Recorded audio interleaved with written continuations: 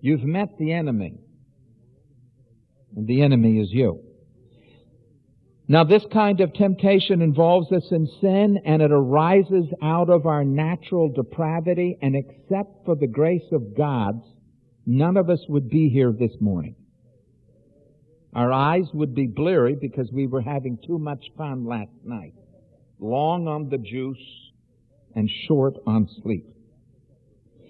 The second form of temptation, a person is tempted when he finds himself in a situation or in circumstances that provoke his lusts, his old patterns of wickedness.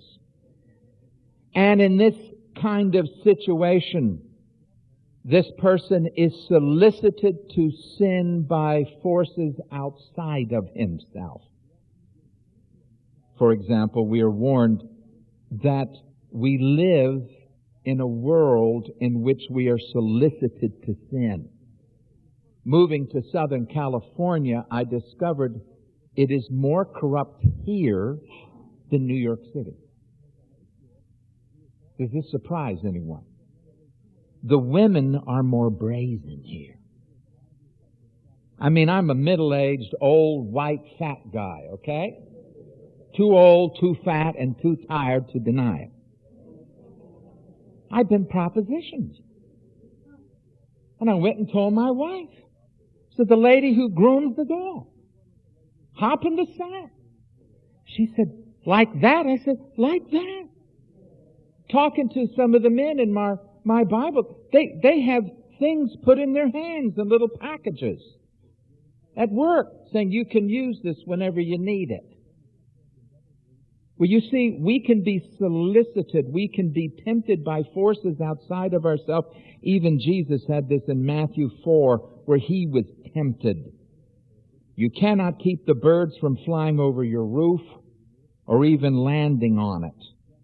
But you can keep them from building a nest, laying eggs, and producing some vultures. You can't stop them from flying over. In this world, you're going to get temptation to sin.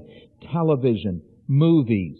If you're on the internet and you're doing the web, you don't even have to seek these porn sites. You just go to your email and open it. And they're slick.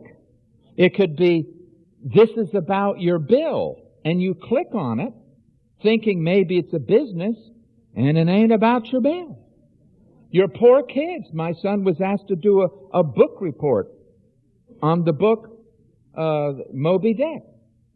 And he came to me later and says, Dad, do not type Moby Dick and do a search. Or Long John Silver. Do not look. I said, you've got to be kidding. He says, Dad, you'll find out. You'll find out. You can be sitting and you're simply trying to do your email and something's going to come on the screen. See, the bird has landed. Now, what are you going to do? You see, this is the solicitation. Remember Jack Wurtson in New York City back at Word of Life in the old days? Times Square used to be a very filthy, polluted place. I mean, the porn shops opened up the magazines with full nudity and put them on Scotch tape, so as you walked by, you would see women in all of the glory that God made them. And we don't deny that God made women beautiful. Give me a witness. Somebody here. But you see, and I went to Jack as a young man because I said, you know, I'm walking along and I see it. It's there. He said, well, Bob, the first look is not sin. It's the second look, the third look, the fourth look. That's the sin. And then devising ways to avoid it.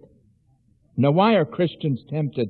Number one, we are tempted because nowhere in the Bible has God promised to render us sinless. As a matter of fact, we're condemned in Scripture. If anyone says he's without sin, he's a liar and he has deceived himself. And I've met people who've done that. Remember one time I met a gentleman who said he hadn't sinned in 40 years.